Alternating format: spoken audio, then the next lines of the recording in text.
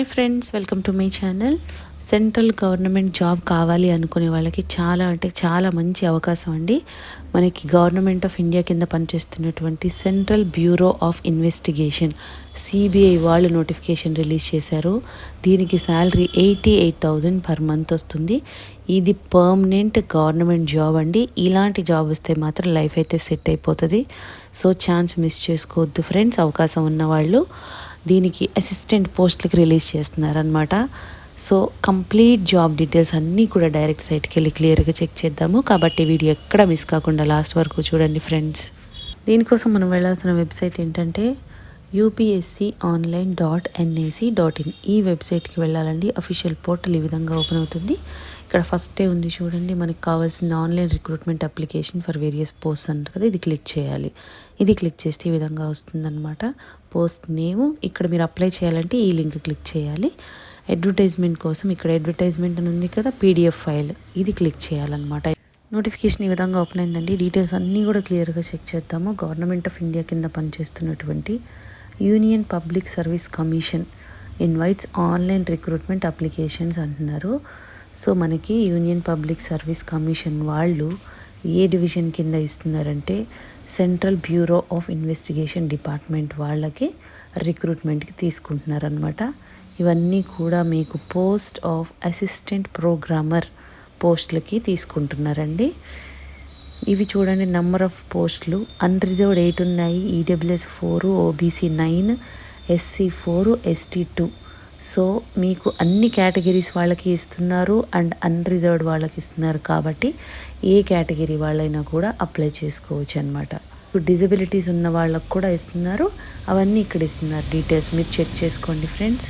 దీనికి pay scale ఎలా ఉంటుందంటే లెవెల్ 7 ప్రకారం పే చేస్తారండి. అంటే మనకి సెంట్రల్ గవర్నమెంట్ కాబట్టి అన్ని అలవెన్సెస్ కూడా కలుపుకొని మీకు 88,000 పర్ మంత్ వస్తుందన్నమాట శాలరీ.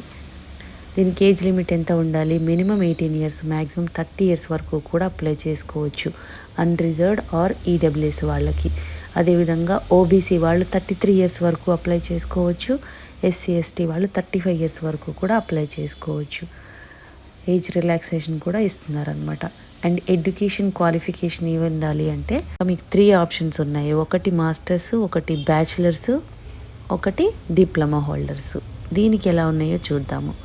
మాస్టర్స్ డిగ్రీ చేసిన వాళ్ళు కంప్యూటర్ అప్లికేషన్స్ అంటే ఎంసీఏ వాళ్ళు కానీ, కంప్యూటర్ సైన్స్ చేసిన వాళ్ళు మాస్టర్స్లో, లేదంటే మాస్టర్ ఆఫ్ టెక్నాలజీ అంటే ఎంటెక్లో కంప్యూటర్స్ చేసిన వాళ్ళు, లేదు అంటే బ్యాచిలర్స్ డిగ్రీ అంటే బ్యాచిలర్స్ ఆఫ్ ఇంజనీరింగ్, మీకు బీటెక్ చేసిన వాళ్ళు కంప్యూటర్స్లో, or bachelor of technology in computer engineering అంటే కంప్యూటర్స్ బీటెక్ చేస్తారు కదా వాళ్ళు కానీ, కంప్యూటర్ సైన్స్ చేసిన వాళ్ళు, కంప్యూటర్ టెక్నాలజీ చేసిన వాళ్ళు, వీళ్ళందరూ కూడా కంప్యూటర్ రిలేటెడ్ చేసిన వాళ్ళు ఎలిజిబుల్ అనమాట.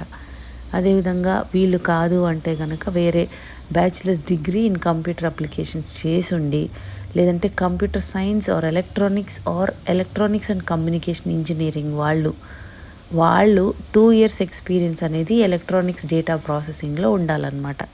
వాళ్ళు ఎలిజిబుల్ అవుతారు. మీరు ఈ డిగ్రీ చేసి దీంతో పాటు 2 ఇయర్స్ ఎక్స్పీరియన్స్ అనేది ఉండాలండి. లేదు, థర్డ్ ఆప్షన్ ఏంటంటే A level diploma under department of electronics accredited computer courses programme or post graduation diploma in computer application అంటే పీజీ డిప్లొమా చేస్తారు కదా కంప్యూటర్ అప్లికేషన్స్లో వాళ్ళు. అండ్ దాంతోపాటు మీకు 3 ఇయర్స్ ఎక్స్పీరియన్స్ అనేది ఉండాలన్నమాట ఎలక్ట్రానిక్ డేటా ప్రాసెసింగ్ వర్క్లో. సో ఈ విధంగా మీరు 3 టైప్స్ ఇచ్చారు. ఇందులో ఏదైనా కూడా మీరు ఎలిజిబుల్ అవుతారు. చెక్ చేసుకోండి ఫ్రెండ్స్, మీకు అది ఎలిజిబిలిటీ ఉందో లేదో. అండ్ మీకు జాయిన్ అయిన తర్వాత రెస్పాన్సిబిలిటీస్ ఏముంటాయి క్లియర్గా మెన్షన్ చేస్తున్నారు చూడండి.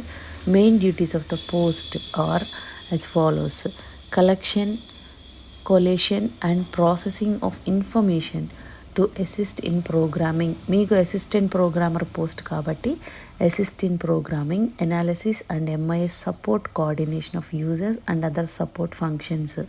సో మీకు ఓవరాల్గా ప్రోగ్రామింగ్లో అసిస్టెన్స్ అనేది ఇవ్వాలన్నమాట. అదే ఉంటుందండి మీ job. And the post is permanent. చూసారా, చాలా క్లియర్గా మెన్షన్ చేస్తున్నారు. General central service group B కిందకు వస్తుందంట. గెస్టెడ్ పోస్ట్ అనమాట ఇది, నాన్ మినిస్టీరియల్. సో చాలా మంచి అవకాశం అండి. ఇక్కడ చూడండి, to serve anywhere in India, ఇండియాలో ఎక్కడైనా కూడా ఉండొచ్చు అనమాట పోస్టింగ్. మీకు ఇంపార్టెంట్ డేట్స్ మెన్షన్ చేస్తున్నారు. మనకి ఆన్లైన్లో మాత్రమే అప్లై చేసుకోవాలండి. అప్లై చేసుకోవాలంటే వెళ్ళాల్సిన వెబ్సైట్ upsconline.nic.in. మనం ఏదైతే వచ్చామో సేమ్ వెబ్సైట్, దానికి వెళ్ళి మీరు అప్లై లింక్ ఓపెన్ చేస్తే రిజిస్ట్రేషన్ చేసుకొని మీరు అప్లై చేసుకోవచ్చు అనమాట. దీనికి అప్లై చేసుకోవాలి అంటే మీకు start date 9th November already start అయిపోయింది. 28th నవంబర్ వరకు కూడా టైం ఉంది. 28th నవంబర్ మీకు మిడ్ నైట్ 11:59 వరకు కూడా ఉందన్నమాట టైం. అప్పటి వరకు అప్లై చేసేసుకోవాలి మీరు. ఇంకో ప్రింట్ తీసుకోవడానికి నెక్స్ట్ డే కూడా టైం ఇస్తున్నారు. ఇండియన్ సిటిజన్స్ ఎవరైనా కూడా అప్లై చేసుకోవచ్చండి. దీనికి అప్లికేషన్ ఫీజు కూడా చాలా అంటే చాలా తక్కువ వేరే వాటితో పోల్చుకుంటా. ఎందుకంటే ఓన్లీ 25 రూపీస్. అసలు ఇది నెగ్లిజిబుల్ అని కూడా చెప్పొచ్చు. 25 రూపీస్. అది కూడా ఎవరు పే చేయాలి అంటే జనరల్ వాళ్ళు. చూడండి ఇక్కడ, no fees for SC, ST, PWBD women candidates ఏ కేటగిరీ వాళ్ళైనా కూడా, SC వాళ్ళు, ST వాళ్ళు, ఫిజికల్లీ హ్యాండిక్యాప్డ్ వీళ్ళందరికీ కూడా ఎటువంటి ఫీజు కూడా లేదు. అండ్ రిమైనింగ్ వాళ్ళు ఉంటారు కదా, వాళ్ళందరూ వచ్చి 25 రూపీస్ పే చేస్తే చాలన్నమాట. సో మీకు ఫీజు కూడా లేదు కాబట్టి ఆల్మోస్ట్ నెగ్లిజిబుల్ అని చెప్పొచ్చు. 25 రూపీసే కాబట్టి మీకు క్వాలిఫికేషన్ ఉన్న వాళ్ళు ఛాన్స్ అయితే అస్సలు మిస్ చేసుకోకండి ఫ్రెండ్స్. చాలా మంచి అవకాశం, చాలా మంచి జాబ్. CBIలో వర్క్ చేయాలని చాలామందికి కోరిక ఉంటుందండి. కాబట్టి అవకాశాన్ని అయితే అస్సలు మిస్ చేసుకోవద్దు. ఇక్కడ చూడండి, అప్లై ప్రొసీజర్ మొత్తం ఆన్లైన్లో అప్లై చేయాలనుకున్నాం కదా, అంతా కూడా క్లియర్గా మెన్షన్ చేస్తున్నారు. అప్లై చేసే ముందు ఒకసారి క్లియర్గా ఈ ప్రాసెస్ అంతా చదువుకొని మీరు అప్లై చేస్తే మీకు ఈజీ అనిపిస్తుంది అప్లికేషన్ ప్రాసెస్. సెలక్షన్ ప్రాసెస్ కూడా ఎలా ఉంటుందంటే, మీకు ఎగ్జామ్ కండక్ట్ చేస్తారండి. ఆన్లైన్లో ఎగ్జామ్ కండక్ట్ చేసిన తర్వాత దానిలో క్వాలిఫై అయిన వాళ్ళని మీకు డైరెక్ట్గా ఇంటర్వ్యూకి పిలుస్తారు. డాక్యుమెంట్ వెరిఫికేషన్ కూడా అప్పుడే ఉంటుంది అన్నమాట. సో ఈ విధంగా ఉంటుంది ఫ్రెండ్స్. ఎవరైతే ఇంట్రెస్టెడ్ అండ్ ఎలిజిబుల్ క్యాండిడేట్స్ ఉన్నారో ఇమ్మీడియట్గా అప్లై చేసుకోండి. మీకు ఈ వీడియోలో ఇన్ఫర్మేషన్ యూస్ఫుల్గా అనిపిస్తే లైక్ చేయండి ఫ్రెండ్స్. ఇంకా లేటెస్ట్ జాబ్ డీటెయిల్స్ కావాలి అంటే సబ్స్క్రైబ్ చేసుకోండి.